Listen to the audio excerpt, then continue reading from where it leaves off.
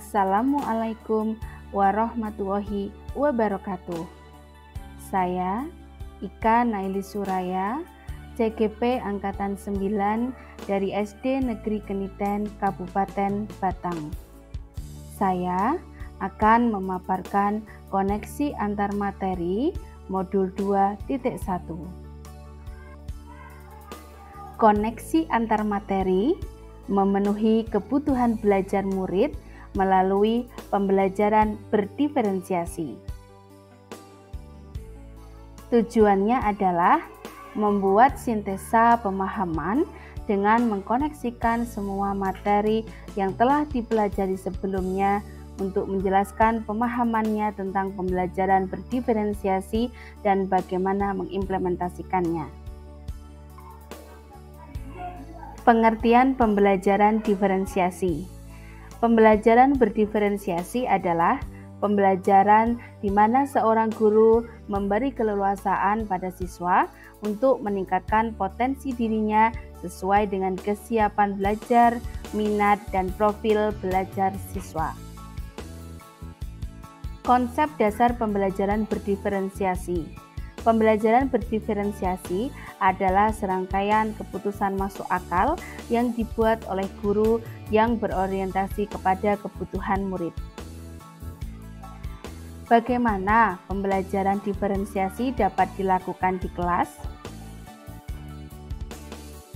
Untuk dapat menerapkan pembelajaran berdiferensiasi di kelas, hal yang harus dilakukan oleh guru antara lain: yang pertama, melakukan pemetaan kebutuhan belajar berdasarkan 3 aspek, yaitu kesiapan belajar, minat belajar, dan profil belajar murid. Atau bisa dilakukan melalui wawancara, observasi, atau survei menggunakan angket.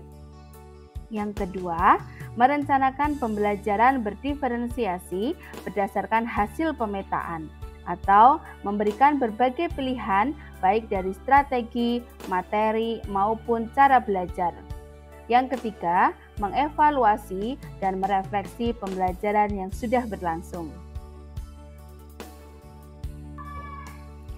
Strategi pembelajaran berdiferensiasi yang dapat diterapkan oleh guru ada 3. Yang pertama adalah konten, yang kedua proses, dan yang ketiga adalah produk.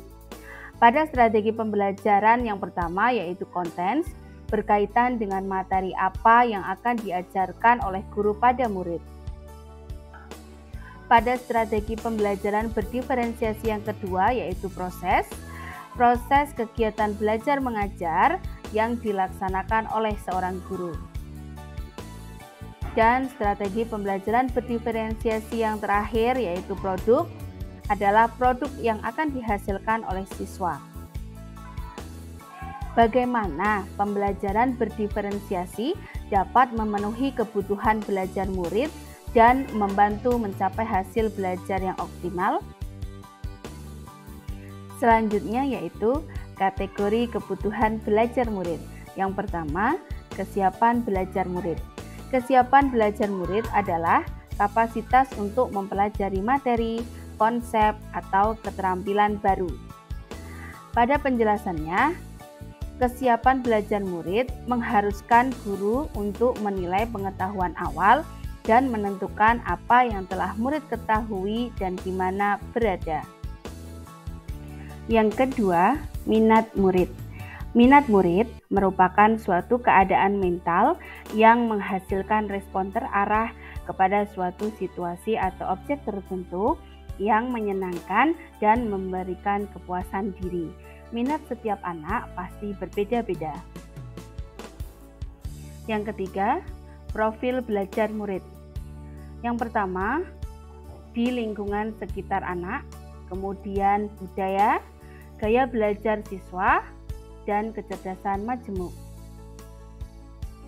Kebutuhan belajar murid dapat diidentifikasi berdasarkan cara-cara berikut ini.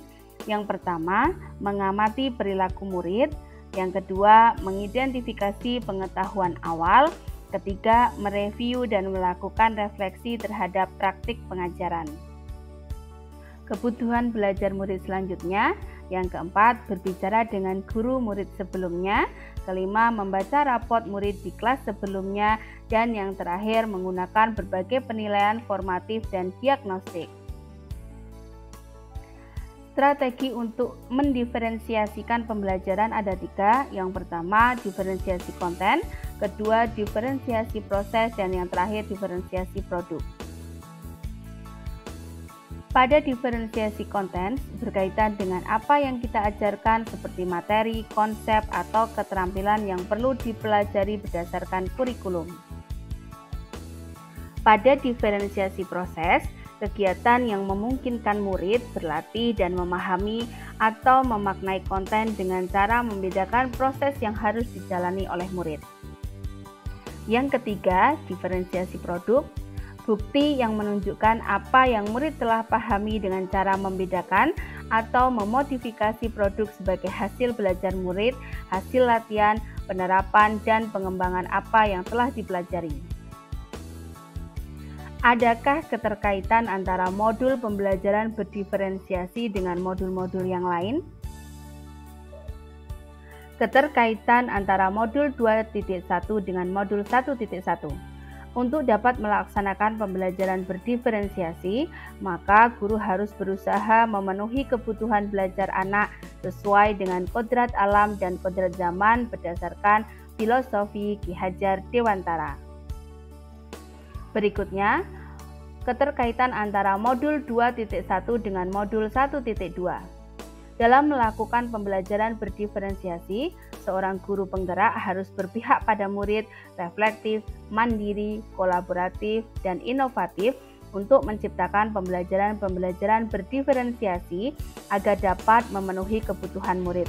Dengan demikian, seorang guru penggerak dapat mewujudkan kepemimpinan murid dengan menuntun murid merdeka belajar. Hal ini sesuai dengan nilai dan peran guru penggerak. Keterkaitan selanjutnya yaitu pada modul 2.1 dan modul 1.3.